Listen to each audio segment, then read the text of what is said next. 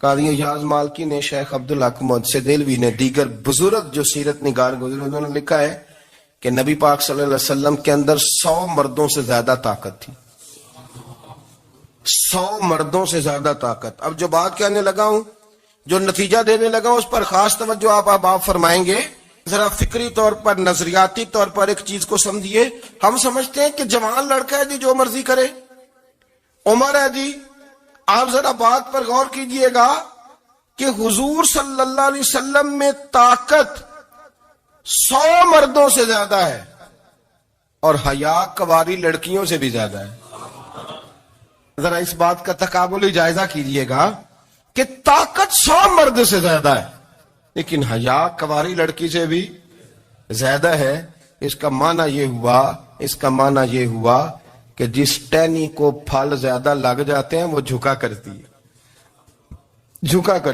تو حیا تو حسن ہے، حیا تو آپ کو پاک صاف کرے گا، حیا تو آپ کو نرالا کرے گا، انوکھا کرے گا.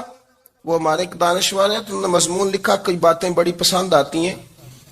وہ کہتے ہیں کہ میری اہلیہ، ان کو بھی کسی نے مس گائیڈ کر دیا تھا، حالانکہ اچھی خاتون ہے، کسی نے مس گائیڈ کر دیا. تو وہ بھی سماجی اور ویلفیئر، اور یہ خواتین کو شوق ہوتا نا بننے کا، تو وہ بھی سماج کے اندر اچھا مقام تلاش کرنے کے موڈ میں آ گئی. تو کہیں ایک دن جانا تھا تو بڑی بن سور کے میرے ساتھ وہ گاڑی میں بیٹھ گئی. تو میں گاڑی میں، عورتوں کو یہ بھی مسئلہ ہوتا ہے نا کہ ہماری تعریف کرو، تو کئی دفعہ بعد مردوں بیچاروں کو جھوٹ بولنا پڑتا ہے، تو زبردستی کراتی ہے نا جی. تو اس میں گنجائش بھی دی ہے شریعت نے گنجائش دی ہے کہ کبھی بیوی کو راضی کرنے کے لیے خلاف واقعہ بات کرنی پڑے تو کر لینی چاہیے. تو وہ کراتی بھی ہیں. 3 موقع پر خلاف واقعہ بات کرنے کی اجازت ہے. واقعے کے خلاف بھی آپ بات کر سکتے ہیں، جنگ کے موقع پر 2 لوگوں کو صلح کرانے کے لیے اور بیوی کو راضی کرنے کے لیے کر لیں کوئی ایسی بات، بے شک اپنی طبیعت پہ جبر کر کے کر لیں، گنجائش ہے، اجازت ہے. تو وہ کہتے ہیں جب وہ گاڑی میں میرے ساتھ بیٹھی بن سور کے، تو وہ تقاضا کرنے لگی کہ میں نے بڑے اچھے کپڑے پہنے ہیں پر آپ نے توجہ نہیں کرائی. وہ سیانا بندہ تھا، وہ چاہ رہا تھا کہ میری خاتون سمجھ جائیں. وہ کہتے ہیں مجھے پتا تھا کہ بیچاری مس گائیڈ ہو گئی ہے، دل کی بڑی اچھی ہے، سیانی ہے، لیکن اس کو کچھ خواتین نے، کچھ لوگوں نے مل کے اس کو ذہن غلط کر دیا ہے کہ سماج میں نکلو، باہر جاؤ، کام کرو، فلاں کرو، اپنی مرضی سے جیو. تو میرے ساتھ گاڑی میں بیٹھی کہیں جانے کے لیے، تو مجھ سے کہنے لگی کہ آپ نے میری طرف توجہ ہی نہیں کی، آپ نے کوئی ذکر ہی نہیں کیا کہ میں کیسی لگ رہی ہوں. تو وہ کہتے ہیں میں نے اسے کہا کہ اگر تو ناراض نہ ہو تو پھر میں صحیح والی تعریف کر دوں. تو اس نے کہا کہ آپ کر دیں. تو کہتے ہیں میں نے درد سے اور خلوص سے اپنی بیوی سے کہا، خلوص کے ساتھ. میں نے کہا میں تو روز گھر ہوتا ہوں، روز شام کو گھر ہوتا ہوں، اگر تو میرے لیے تیار ہوتی تو میں تیری تعریف کرتا، لیکن آج تو باہر جانے کے لیے تیار ہوئی، تو پھر ان سے تعریف کی امید رکھ جن کے لیے تو نے تیاری کی ہے. میرے لیے تیاری کرتی تو میں تو ہر شام تیرے پاس ہوتا ہوں. کہتے ہو میرے لفظوں میں درد تھا تو وہ بھی رو پڑی اور کہنے لگی آپ گاڑی روک دیں، مجھے باہر جا کے کسی کو راضی نہیں کرنا، میں نے اسے راضی کرنا ہے جس کو رب کریم نے میرا شوہر بنایا ہے اور میرے لیے منتخب کیا ہے میرے ماں باپ کو. میں واپس لوٹتی ہوں. یہ ایک پہلو ہے سلگتا ہوا، اس کو سمجھا جائے. رسول کریم صلی اللہ علیہ وسلم عرب کی کواری لڑکیوں سے زیادہ حیا والے تھے. کواری لڑکیوں سے زیادہ حضور حیا فرمایا کرتے تھے.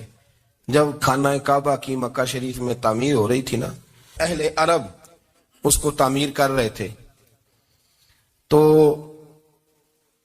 نبی پاک صلی اللہ علیہ وسلم اپنے چچا حضرت عباس کے ساتھ خانہ کعبہ کی تعریف میں مصروف تھے. تو عرب کے لوگ چونکہ لمبا کرتا پہنتے تھے پیروں تک، تو نیچے اگر کسی وقت کوئی چیز نہیں بھی ہوتی تھی تو کسی کو وہ نظر نہیں آتی تھی، چونکہ پردہ رہتا تھا، لمبا کرتا پہنا ہوا ہوتا تھا.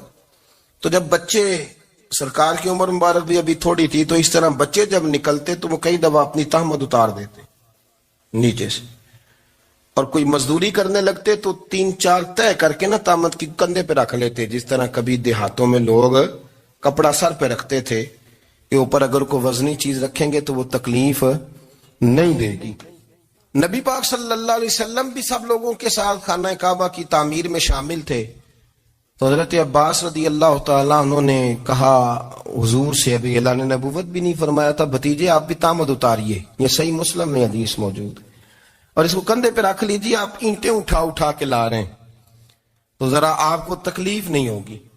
تو سرکار دو عالم صلی اللہ علیہ وسلم سے یہ بات کہی اور پھر جلدی سے حضور کی تہمت کو نکال کے نا، حالانکہ لمبا کرتا پہنا ہوا ہے، تو وہ جیسے ہی ان کے کندھے پہ رکھا اینٹیں رکھنے کے لیے تو سرکار تو زمین پہ گر گئے، بے ہوش ہو گئے، آنکھیں آسمان کی طرف.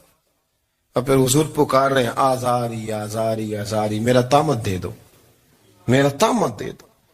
کبھی کوئی شخص اس وجہ سے بھی بے ہوش ہوا ہے کہ میرے وجود سے کپڑا اتر گیا ہے؟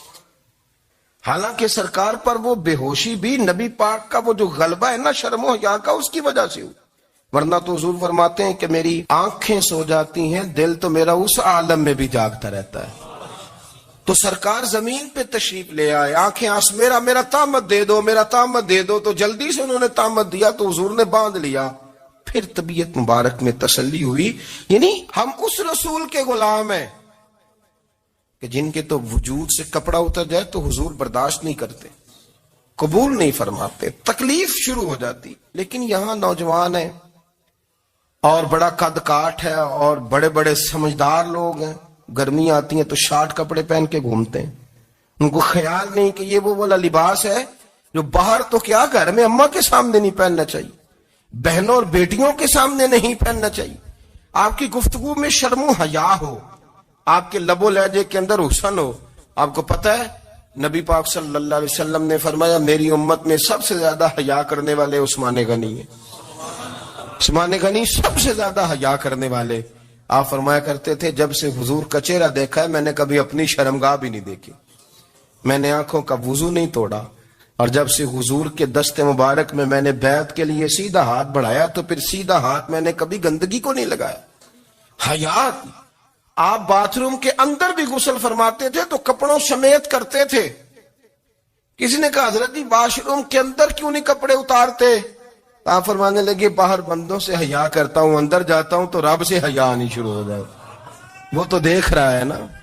تو میں جو بات آپ کی خدمت میں عرض کرنا چاہتا ہوں اس کو آپ سمجھیے گا میرے عزیز، کہ شرم والا مزاج، گفتگو بھی شرم والی، آنکھیں بھی شرم والی، لباس بھی شرم والا، دوستی یاری بھی شرم والی، بہت ساری ایسی باتیں. دیکھیں نا آپ ذرا، میں نے کہا کہ باتوں کو سن کے گزر نہ جایا کریں، اس کی گہرائی پر غور کریں. حضور علم کا سمندر ہے، سرکار سے زیادہ علم دنیا میں کسی کے پاس موجود نہیں ہے، اور صحابہ کو موقع ملا ہوا ہے اس سمندر سے فیض لینے کا. لیکن ان کی حالت یہ ہے کہ حضرت علی المرتضیٰ فرماتے ہیں 14 دن گزر جاتے، حضور سے کوئی سوال پوچھنا ہوتا تھا پر میں شرم کے بارے نہیں پوچھ پاتا تھا. 14 دن بخاری شریف میں موجود ہے. ایک دن نبی پاک صلی اللہ علیہ وسلم نے پوچھا صحابہ سے کہ وہ کون سا درخت ہے جس کے پتے نہیں گرتے، اور وہ درخت اس طرح ہے جس طرح مومن ہوتا ہے. وہ درخت میرے مومن کی طرح بتاؤ. حضرت عبداللہ ابن عمر فرماتے مجھے پتا تھا کہ وہ کھجور کا درخت ہے، لیکن چونکہ ابو بکر صدیق بھی بیٹھے ہیں، عمر فاروق بھی بیٹھے ہیں، مولا علی بھی بیٹھے ہیں، عثمان غنی بھی بیٹھے ہیں، اتنے جید لوگ بیٹھے ہیں، تو مجھے حیات ہی تھی کہ میں کیوں جواب دوں. کہتے سرکار نے کئی دفعہ پوچھا، لوگوں نے کئی اور درخت بتائے، پر فرمایا تمہارا جواب درست نہیں ہے. آپ حیا کے اس پہلو پر غور کریں کہ سوال کا جواب آتا ہے. سوال کا جواب یعنی مجھے سوال کا جواب آتا اور پھر میں دوں نہ، مجھے بدعزمی نہ ہو جائے گی. یہ کیسے ممکن ہے کہ میری رات گزر جائے، مجھے پتا بھی تھا میں نے بتایا نہیں. بہت سارے لوگ آ کے بہت ساری باتیں بتاتے ہیں، بہت ساری باتیں وہ سمجھاتے ہیں، تو ہم غور سے ان کا چہرہ دیکھنے لگ جاتے ہیں، کہتے ہیں یار اس کا تو دعویٰ تھا کہ میں سمجھنے آتا ہوں، تو یہ تو ہمیں سمجھا رہا ہے. چلو الحمدللہ ہم سمجھنے کو تیار ہے. لیکن میرے عزیز پتہ بھی ہے جواب کا، علم بھی ہے، لیکن فرماتے ہیں میری حیا نے مجھے اجازت نہ دی کہ میں جواب دوں. آپ فرماتے ہیں پھر حضور سے صحابہ نے عرض کی کہ یا رسول اللہ آپ ہی بتا دیں وہ درخت کون سا ہے. تو حضور نے فرمایا بھئی وہ کھجور کا درخت ہے.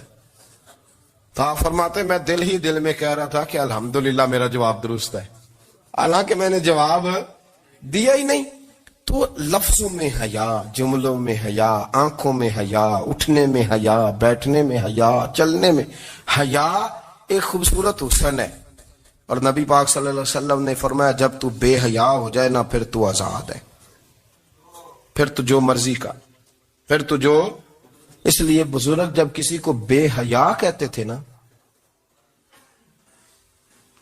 اللہ اکبر، اور جب کسی کو کہتے تھے نا یہ بے حیا ہے تو لوگ سمجھتے تھے کہ کوئی ہلکی سی بات کر دی، لیکن ان کا معنی یہ ہوتا تھا کہ بس بھائی اب اس کے ساتھ کوئی کلام کرنے کی ضرورت ہے، اس کو اب اصلاح کی ضرورت نہیں، یہ بے حیا ہے. کیا معنی؟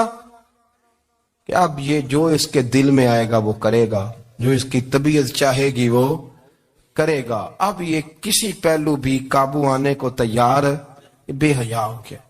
بے حیائی بہت بڑا عیب ہے. اور جو لوگ کہتے ہیں کہ ہمیں بالکل آزادی ہونی چاہیے، ہمارا اپنا جسم ہے تو ہماری اپنی مرضی چلے گی. ایک وزیر صاحب ہے، پتہ نہیں میں ان کو جانتا تو نہیں، انہوں نے سینٹ میں تقریر کی ہے، میں نے ان کی بات سنی ہے. اس نے کہا نہیں بھائی، جسم رب کا ہے تو مرضی بھی تو رب کریم کی چلے گی، اور مرضی بھی اللہ کی. یہ مجھے تھوڑا سا مسئلہ ہے جسم پر، کبھی کبھی مجھے کثرت سفر سے الرجی ہو جاتی ہے. میرے ساتھ لوگ نا دل سے پیار کرتے ہیں. شاید ہی کوئی اچھا ڈاکٹر ہو جس تک میرے سنگی مجھے لے کے نہ گئے ہوں، پر جسم اللہ کا ہے نا، مرضی بھی جب وہ چاہے گا صحت دے گا. کیوں کچے کاموں میں لوگ پڑ گئے، کیوں غلط لوگ سوچ میں پڑ جاتے ہیں؟ یہ اسی کا ہے. اور جب وہ چاہے گا، آپ اس بات کو اچھے طریقے سے سمجھ لیں کہ جو اپنی مرضی چوکوں چوراہوں میں کر رہے ہوتے ہیں نا، جو مرضی گند مند، وہ جانور ہوتے ہیں، وہ جانور ہوتے ہیں جو نہ چوک دیکھتے ہیں نہ گلی دیکھتے ہیں، نہ انہیں پتہ ہوتا ہے کہ جگہ کون سی ہے. وہ انسان، میں نے کہہ دیا جو میں نے کہنا تھا، میں نے کہہ دیا، وہ جانور ہوتے ہیں. اور جو کچھ انسان ہوتے ہیں نا، ان کے اندر کچھ نہ کچھ پھر شرم حیا بھی ہوتی ہے. وہ چوکوں چوراہوں میں وہ حرکتیں اور وہ کام نہیں کرتے جو جانور کرتے ہیں. ان کے لیے بڑے پردے ہوتے ہیں، ان کے لیے بڑی باتیں ہوتی ہے، ان کے لیے بڑا کچھ ہوتا ہے. جو بالکل آزاد ہو جائے، کوئی پتہ نہ ہو کس وقت کیا کہنا ہے کیا کرنا ہے، تو پھر وہ دائرہ انسانیت سے خارج ہو جاتا ہے. ہم آپ کو کیا دعوت دیں؟ آپ تو وہ باتیں کر رہے ہیں جو اسلام کا انسانیت کے حق میں بھی ٹھیک نہیں. آپ تو وہ والی باتیں کر رہے ہیں جن کا انسانیت بھی تقاضا نہیں کرتی کہ یہ باتیں ہونی چاہیے. لیکن ایک بات، میں تو جذباتی نہیں ہوتا، میں بڑے غور سے چیزوں کو دیکھتا ہوں، سنتا ہوں. اور نہ میں ان موسمی مینڈکوں کی، وہ مجھے عاتق صاحب کہنے لگے جی بڑے بڑے مولوی ایک بندے کے ساتھ بیٹھے ہوئے ہوتے تھے اور وہ روزے میں بڑے بڑے درس دیتا تھا تو وہ بھی فلانی حرکتیں کر رہا ہے. تو میں نے کہا ہم نے تو پرانا کہا تھا کہ موسمی مینڈک ہے، تو پرانے کہہ رہے ہیں کہ اداکار ہے، تو وہ جہاں کاسٹ کریں گے وہاں وہ اداکاری کرے گا. آپ کسی مذہبی جگہ کر لیں تو وہاں کر لے گا، کہیں اور جگہ کریں گے تو ہم تو پرانا کہہ رہے ہیں. تو کسی کو کبھی سمجھ آتی ہے تو کسی کو کبھی اور جگہ جا کے سمجھ آتی ہے. ہم ان لوگوں سے پریشان نہیں ہوتے. کیوں؟ سن لیں، کوئی مایوسی نہیں. ان کے اندر جتنا زور ہے وہ لگائیں. یہ ملک بنا ہے رسول اللہ کے نام پہ، یہ اللہ نے تحفہ دیا ہے امت مسلمہ کو. یہ نبی پاک کے نام پہ بنا ہے تو یہاں جھنڈا بھی وہی والا بلند ہونا ہے جو مدینے والے رسول کا جھنڈا ہے، اور یہاں وہی کام چلے گا جو نبی پاک نے بیان فرمایا. تو اس طرح کئی لوگ آتے ہیں، وہ شور شار کرتے ہیں، چلے جاتے ہیں. اتنے نہ پریشان ہوا کریں. بہت سارے لوگ تو بیچارے اس قابل بھی نہیں ہے کہ ان کا نام لیا جائے. مطلب اتنا ہم ان کو اہمیت دے دیں، ان کا ذکر کریں، ان کا نام لیں، ان کی بات کریں، وہ بیچارے اس قابل ہی نہیں ہے. مطلب سٹیٹس ہی نہیں ہے ہمارا. اتنے فارغ ہیں ہم کہ اب جو بندہ آئے گا کہانی چھیڑے گا تو ہم چھیڑ جائیں گے. اور بھائی اللہ کا فضل ہے الحمدللہ تعالی، لوگوں نے بڑا شور کیا اور بڑے زمانے سے دنیا شور کر رہی ہے، پر اللہ کے گھر مسجدیں بھری ہوئی ہیں. یہ جو بچیوں کو بچے مس گائیڈ کرتے ہیں، انہیں بڑے بڑے خواب دکھاتے ہیں، وہ بیچاری ماں باپ کو چھوڑ کے، بہن بھائی کو چھوڑ کے اس کے ساتھ شادی کرتی ہے. پھر جو اس کا بعد میں حشر ہوتا ہے، آپ ادلیاں نو سردار پہن تکے تے شرما والیاں نو جھوٹے ڈولیاں دے. پھر وہ بیچاری ماں باپ رکھتے نہیں، وہ ظلم کرتا ہے تو کتنی بڑی تکلیف میں وہ بچی آ جاتی. نازک شیشی ہوتی ہے نا تو ٹوٹ جاتی. یہی حال اب جدید خواتین اور یہ جو کچھ اینکر پرسن ہیں، یہ اصل میں نا یہ آپ کو سیاست سکھاتے ہیں، لیکن یہ مادر پیدر آزاد لوگ ہیں، بالکل آزاد۔ یہ تو علماء شور نہ کریں، بات نہ کریں، گفتگو نہ کریں، مشائخ بات نہ کریں، اور یہ جو کچھ سنجیدہ اور دینی طبقہ ہے یہ کوئی شور نہ کرے، یہ تو روڈوں پہ ننگے ہو کے آ جائیں معاذاللہ۔ خوفناک نظریہ رکھتے ہیں یہ لوگ۔ عورت کو کہتے ہیں تیرے حقوق ہم تجھے لے کے دیں گے، مثلاً وہ کون سا حق ہے جو تم نے لے کے دینا ہے؟ میرے نبی کریم صلی اللہ علیہ وسلم اس کو بیٹی بھی بنایا ہے، اس کو بہن بھی بنایا ہے، اس کو ماں بھی بنایا ہے، اسے بیوی کا عالی شان رتبہ بھی عطا فرمایا ہے۔ اور چونکہ بیٹی کا بھی حق بڑا بیان کیا جاتا ہے، بہن کا بھی، ماں کا بھی، اور بیوی کے معاملے میں لوگ سمجھتے ہیں کہ زیادہ بات نہیں کرنی چاہیے، شاید مسئلہ خراب ہو جائے۔ حالانکہ نبی پاک صلی اللہ تعالی علیہ وسلم نے بیوی کے بارے میں پتہ کیا فرمایا؟ فرمایا جب تم نکاح کر لیتے ہو تو اپنا ایمان محفوظ کر لیتے ہو۔ اب میں اس کی شرح نہیں کرتا، اب خود کر لیجئے گا کہ وہ ایک ایسی شخصیت ہوتی ہے کہ جس کی موجودگی میں آپ کا ایمان محفوظ ہے۔ اب میں نہیں سمجھتا کہ اس سے بڑی بات کوئی اور ہو سکتی ہے، جس کی موجودگی میں آپ کا ایمان، اور بھئی یہ حدیث پاک عرض کر رہا ہوں، نکاح جب کوئی کر لے تو اس نے اپنا ایمان مکمل کر لیا۔ اس کا معنی یہ ہوا کہ آپ کا ایمان محفوظ ہے اس کی موجودگی میں، تو اس سے زیادہ بھی، یعنی ایمان سب سے قیمتی چیز ہے نا، تو اس کے محفوظ ہونے کی وجہ حضور نے نکاح بیان کر دی۔ تو اب میرا خیال ہے بیوی اگر کوئی اس سے بڑا حقوق مانگے گی تو بیوقوفی کرے گی۔ اتنا بڑا درجہ نبی کریم نے اسے عطا کر دیا، اتنا بڑا مقام دے دیا کہ تو خامند کے ایمان کے محفوظ ہونے کا ذریعہ بن گئی ہے۔ عورت کو جو حقوق رسول کریم صلی اللہ تعالی علیہ وسلم نے عطا فرمائے، نبی پاک نے جو حقوق دیے، دیکھیں نا، حضرت عبداللہ ابن عمر رضی اللہ تعالیٰ عنہ کی اہلیہ بیمار تھی، تو جلدی جلدی سے وہ آئے، تو جب بہت جلدی ہو، سفر بڑا شدید تھا، تو آپ نے جلدی سے نماز ادا کی، جلدی سے چلے۔ آپ کے خادم کہنے لگے حضور خیریت ہے؟ فرمایا میری بیوی بیمار ہے۔ تو اس نے عرض کی حضور آپ کی اہلیہ بیمار ہے، تو آپ نے نماز بھی جلدی سے پڑھی، سفر بھی جلدی جلدی کیا۔ تو فرمانے لگے یہ وہ چیزیں ہیں جو ہمیں مدینے والے رسول نے سکھائی۔ آپ اس کیفیات کو سمجھیں کہ حضور صلی اللہ علیہ وسلم نے درس دیا۔ اور پھر ایک اور بہت بڑی بات، یہ فضیلت کسی اور کو نہیں دی، جو عورت کو حضور نے فضیلت دی، یہ فضیلت کسی اور کو نہیں دی۔ کبھی حضور نے فرمایا کہ تمہارا ابا تمہارے ساتھ بہت سخت رویہ کرے تو تم نے اس کو اس سختی پر داد دینی ہے؟ فرمایا چلو اگر وہ زیادتی بھی کرے تو تم نے اس کے ساتھ سلوک اچھا ہی کرنا ہے۔ لیکن آپ ایک بات کو سمجھے نا کہ بچے کے بارے میں، بیٹے کے بارے میں، بیٹی کے بارے میں فرمایا 10 سال کے ہو کے نماز نہ پڑھے تو سختی کرو، تمہارا ڈنڈا بھی لٹکنا چاہیے۔